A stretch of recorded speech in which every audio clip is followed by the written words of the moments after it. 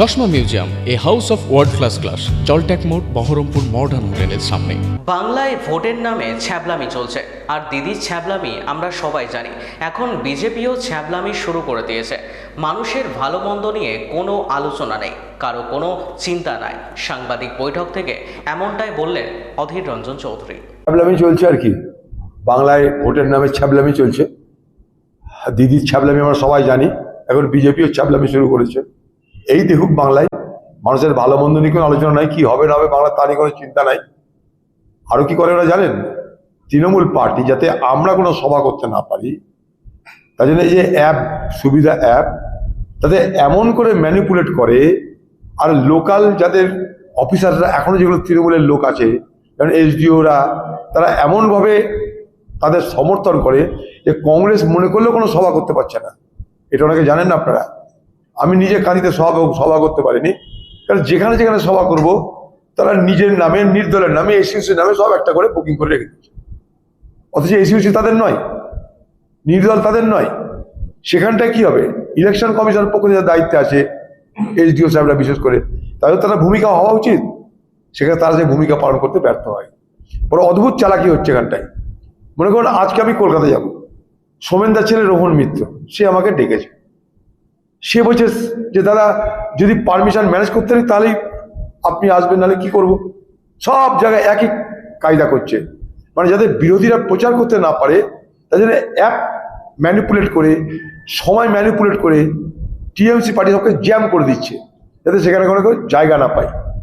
এই চালাকিটা অনেকে বুঝতে পারছে না। এই অদ্ভুত এক জয় বাংলা নামক স্লোগান উঠেছে তৃণমূল পার্টির।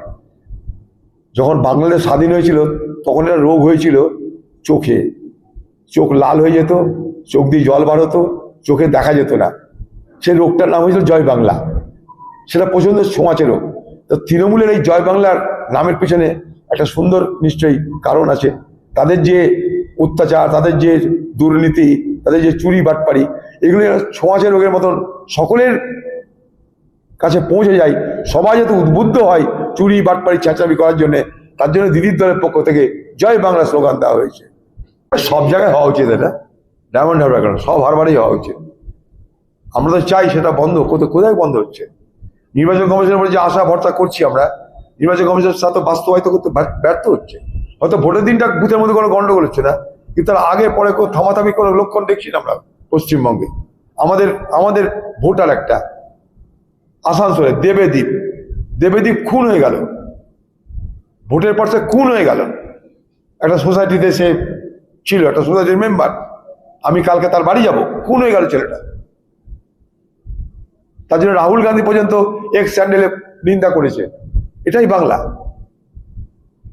এবং এরপর নির্বাচন শেষ হওয়ার পর খুনখারাপি আরো বাড়বে। আমাদের এই বহরমপুরে কুঞ্জঘাটায় শুধুমাত্র ঠাকুর, একটা ভোটের দিন আমি একটা মন্দিরের বারান্দায় বসেছিলাম খানিকক্ষণের জন্য। সেই মন্দিরে যে মালিক, সে একটা ফ্যান এনে দিয়েছিল। সেই অপরাধে তাকে এমন মার মেরেছে, সে কাল থেকে হাসপাতালে। তার বাড়ি রক্তাক্ত করে দিয়েছে মেরে। তাদের বাড়ির মেয়ের উপরে শ্লীলতাহানি করেছে, জামা টামা ছিঁড়ে দিয়েছে তাদের বাড়ির মেয়ের। আমি কাল রাত্রে গেছি, আজকেও গেছি। ওখানকার মানুষকে বলেছি পুলিশ কখন কি করবে না করে যাই না, এলাকার মানুষ লাঠি সোটা নিয়ে প্রস্তুত থাকুন আপনার মোকাবিলা করতে।